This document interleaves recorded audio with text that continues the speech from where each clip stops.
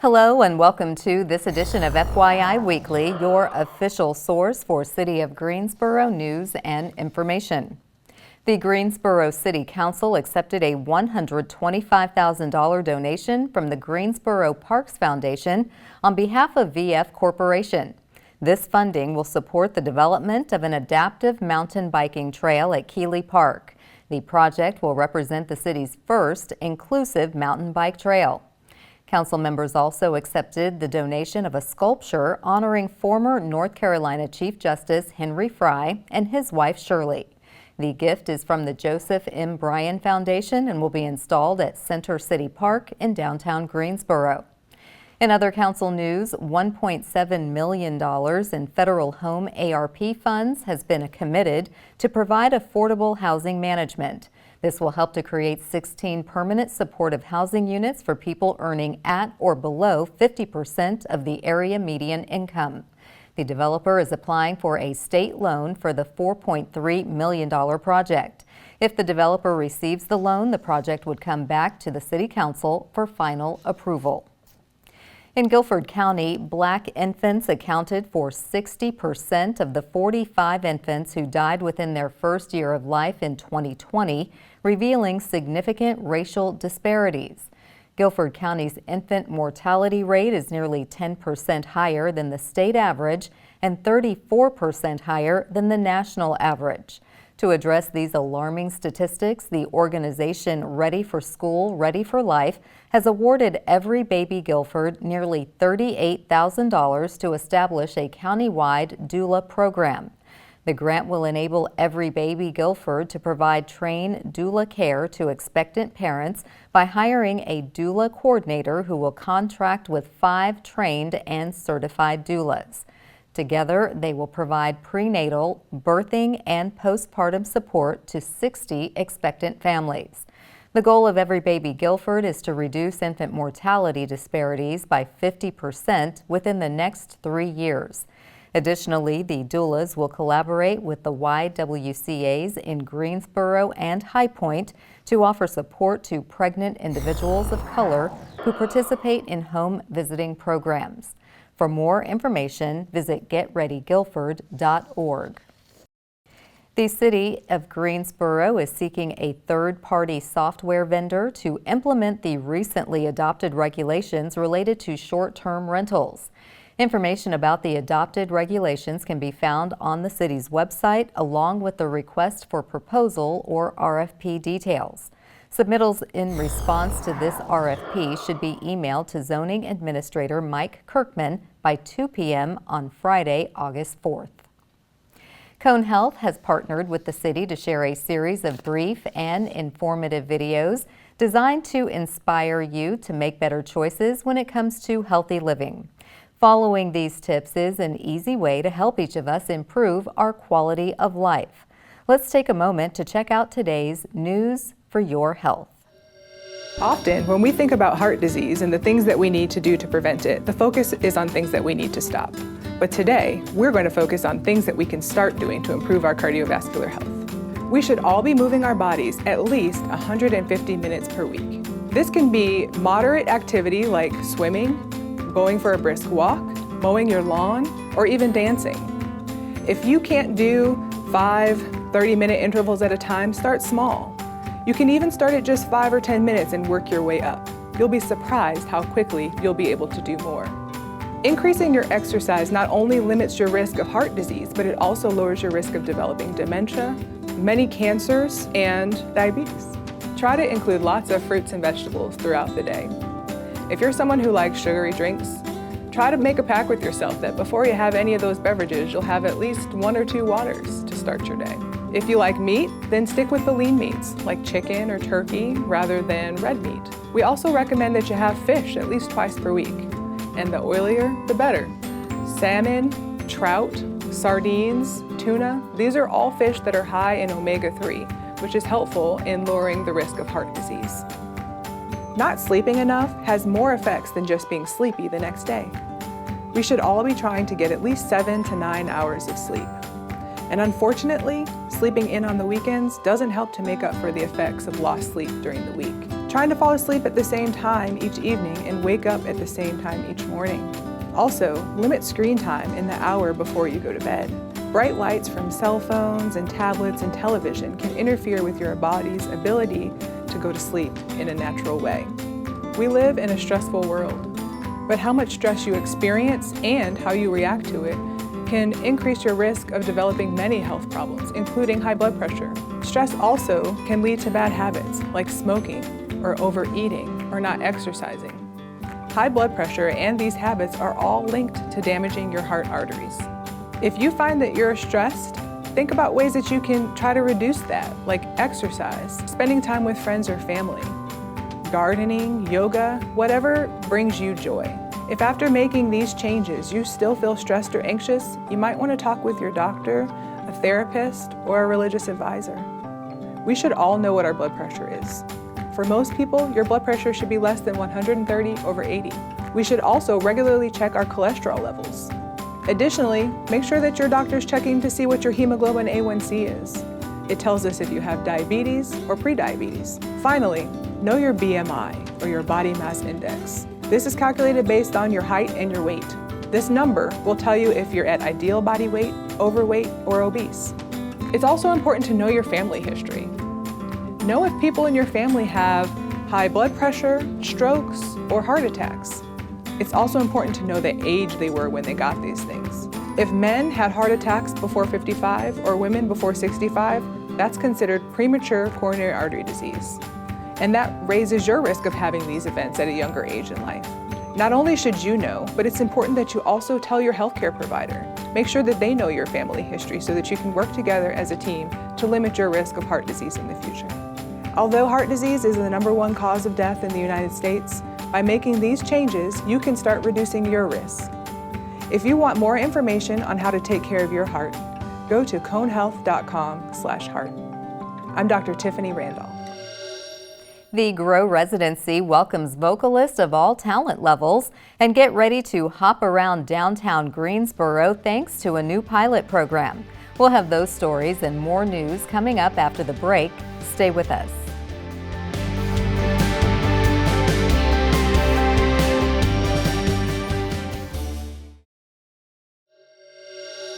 Welcome back to FYI Weekly. The City of Greensboro's pilot downtown trolley route is now in service. Residents and visitors can ride the Hopper Trolley Thursdays through Saturdays from 12 noon to 12 midnight and on Sundays from 12 noon to 10 p.m. It's free and riders can hop on and hop off at one of 14 stops throughout downtown. The Hopper Trolley runs north and south along Elm Street from the Union Square campus to the Lo-Fi neighborhood. The pilot program is supported through the end of 2023 using funds from the Participatory Budgeting Greensboro Project and Federal American Rescue Plan. The pilot seeks to improve downtown mobility and provide enhanced connectivity beyond the car. Service details such as hours or stop locations may change throughout the pilot program as city transit planners study rider patterns. For more information or to review the full route map, visit the city's website. North Carolina native Angela Rumble is the artist hosting the Greensboro Residency for Original Works, or GROW. The residency takes place at the Greensboro Cultural Center today through September 17th. Rumble invites community members who are interested in learning more about musical composition to attend a series of workshops August 1st through August 19th. All skill levels are welcome. The workshops will be followed by collaboration sessions August 22nd, 24th, and 26th, where participants will work together on their musical performances and create a showcase piece. The last 2 weeks of Rumble's residency will focus on individual and group rehearsals for community members who will be part of the final showcase performances scheduled for 5 p.m. on September 16th and 3 p.m. on September 17th. All workshops and group rehearsals are free and open to the public. The performances on September 16th and 17th are ticketed events. Tickets can be purchased online beginning on August 27th. Rumble is a singer, musician, and teacher who has been performing musical theater, opera, and pop music across North Carolina for the past 12 years. Rumble has been a featured soloist with the North Carolina Symphony and is chair of the Greensboro Music Teachers Festival for 2024. Creative Greensboro invites the community to Soliloquies, Stories of Underground Legends. This is curated by local artist Terrence Walker as part of the residency at the Hires program. Workshops and performances will be hosted today through August 13th at the Stephen D. Hires Theater in the Cultural Center in downtown Greensboro. Soliloquies is an interactive exhibit combining visual art with performance art to share stories of legendary or historical figures in various communities. This version highlights Greensboro native Logie Meacham, a blues musician and storyteller. The highlights include some of Meacham's greatest performances, panel discussions featuring his friends and family, and the premiere of a short documentary in the residency's final week. The residency schedule is as follows: August 8th and August 9th, a public workshop from 5 p.m. to 8 p.m. And August 12th, there will be live music, poetry, and the documentary screening from 3 p.m. to 6 p.m. Tickets are available and can be reserved online. The Greensboro Cultural Center is located at 200 North Davie Street. To purchase tickets for Soliloquies, Stories of Underground Legends, visit the city's website. Students in Guilford County will soon say goodbye to the lazy days of summer. Coming up after the break, we'll give parents some options for back-to-school activities. Stay with us.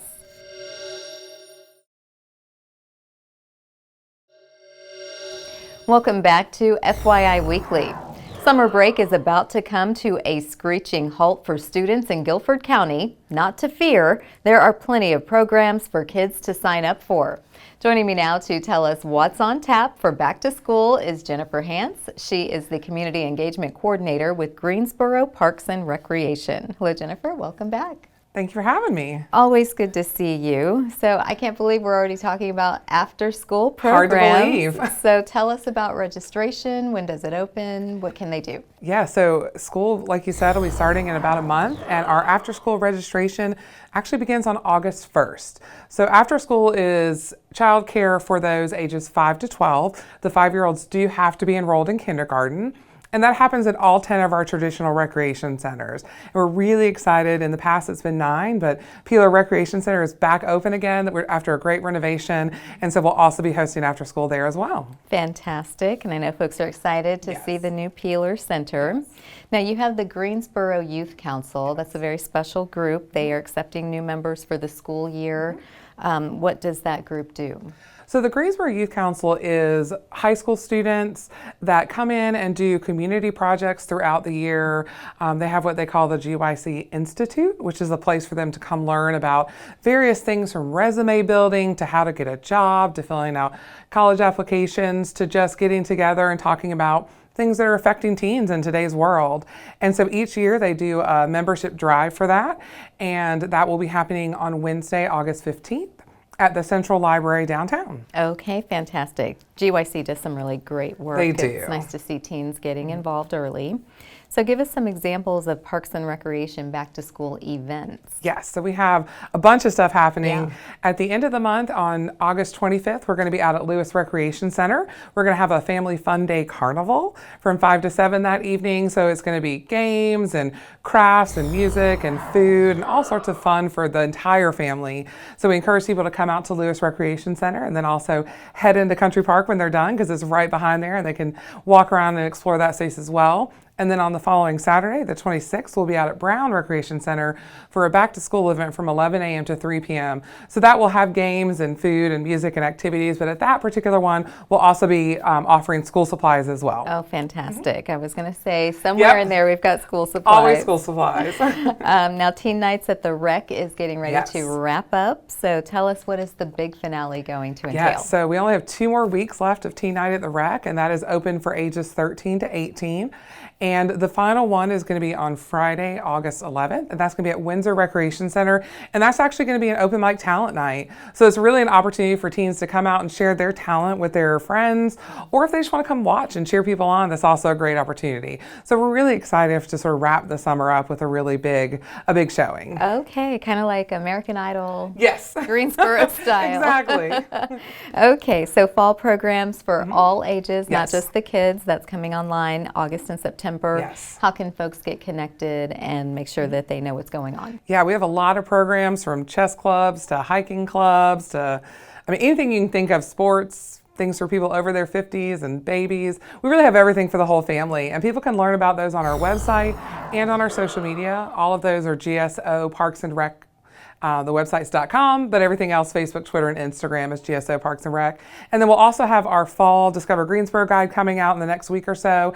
And that has a listing of all the programs, events, and activities happening September through December of this year. Okay, well, Jennifer, you're always doing some great programming, so thank you for giving us a preview of the host of great options lined up for all ages. Parents now have a game plan for after school. They need to get on that early. Yep. Do come back, keep us posted throughout the year, because I know you're going to have other fantastic Absolutely. things. Thank you. Thank you so much. Stay tuned for some interesting and useful information about Greensboro as we tell you something about the city. That's coming up after the break. Stay with us.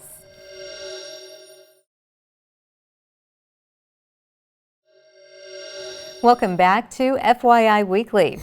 One way to stay informed about decisions that impact you and our city is by attending or tuning in to City Council meetings at 5:30 p.m. on the first and third Tuesday of the month. The fourth Tuesday is reserved for a meeting as needed.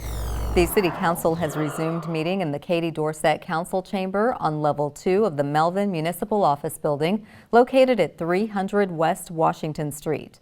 The public is allowed in person, but only in a limited capacity. Those who choose not to be in the building can participate virtually.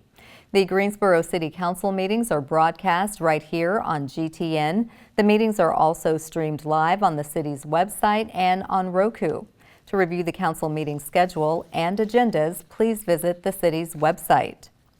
Here's an opportunity to learn a little something about the city. Local artist Bevelyn Afor Yucca was chosen to create original artwork for the second annual Downtown Arts Special Commission Art for City Hall. A 10 by 20 foot vinyl reproduction of Yucca's original artwork was recently installed in the Melvin Municipal Office Building. It will be displayed through early next year. The vinyl piece hangs on the council chamber wall, visible from the plaza entrance to the building. Titled Our Collective Table, the original artwork is a mixed media piece representing Yucca's artistic reflection on the theme of Greensboro in 2022. The original work hangs in the Creative Greensboro office suite in the Greensboro Cultural Center and will become part of the city's permanent artwork collection. In her artist statement, Yucca explained, "When I visited Country Park, I was struck by the diversity of people I saw there. This artwork is inspired by and honors the public gathering spaces in Greensboro, allowing people from many different walks of life to come together to connect with nature, history, and each other." A committee comprised of members from the Cultural Affairs Commission and the city's Communications and Marketing Department chose Yucca from among 21 applicants to create the special commission. Earlier this year, Creative Greensboro's Downtown Arts program selected artwork from 10 local artists for display on the electronic kiosks located throughout downtown Greensboro. Coming up after the break, we'll showcase our department spotlight. But first, prepare to mark your calendars for the places to go and things to do on the town.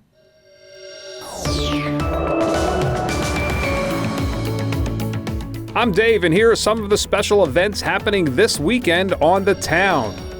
America's favorite cowboys, Riders in the Sky, bring their entertaining blend of Western music and wacky humor to the Tanger Center on August 4th. The group has kept the flame passed on to them by the legendary Gene Autry and Roy Rogers more than 40 years ago. Tickets start at $15 and may be bought at the box office or online at tangercenter.com. The Glenwood Branch Library hosts a program for teens on August 5th titled Science is Magic. See some amazing tricks, learn the science behind them, and then try them out for yourself. It's a free program, and you can learn more about it online at greensborolibrary.org. If you've yet to see a Greensboro Grasshoppers baseball game this year, time's running out. And if you or someone you know likes prehistoric animals, Dino Night on August 5th is just the game for you. In addition to baseball, fans will enjoy a special appearance by creatures from Ed's Dinosaurs Live, plus fireworks after the game. Buy tickets and learn more at gsohoppers.com. August 6th marks the debut of Sensory Sunday Hours at the Brenner Children's Museum. From 11 a.m. to 1 p.m., the museum will be designed and reserved for individuals on the autism spectrum or with learning, sensory, and communication differences. A limited number of $12 tickets are available and are only pre-sold online at mbcmuseum.com. The local musical group Bazooka brings its unique sound back to the Crown at the Carolina Theater on August 6th. The 8-person band led by Michael Joseph Roberto performs a funk fusion style, blending jazz, rock, soul, and Latin sounds.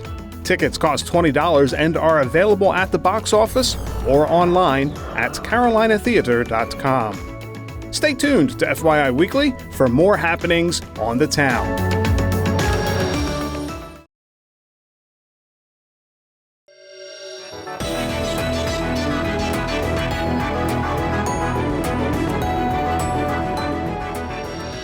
Welcome back. The City of Greensboro has more than 20 departments and several divisions committed to serving you, our residents and visitors. Let's go behind the scenes in our department spotlight. The Office of Community Safety wants the community to take the city's GSO Peace on Purpose pledge. The Violence Prevention Team aims to collect 10,000 signed pledge cards by September 23rd to demonstrate citywide unity in reducing violent crime. The key objective of Peace on Purpose is to ask residents to remain in the pursuit of reducing violence on purpose. Complete and submit a pledge card, which is available online. When you submit the online form, a thank you message will be included to a link to your completed pledge. Download the completed pledge, post it on social media, and display it in your workplace or at your home. The online pledge has social media links to share directly on your social media platforms, showing others you took the pledge. Feel free to share the link to the online form so others can take the pledge as well. The GSO Peace on Purpose initiative kicked off in June at Barber Park. Straight ahead on the other side of the break is this week's Way to Go GSO shout out. Stay with us.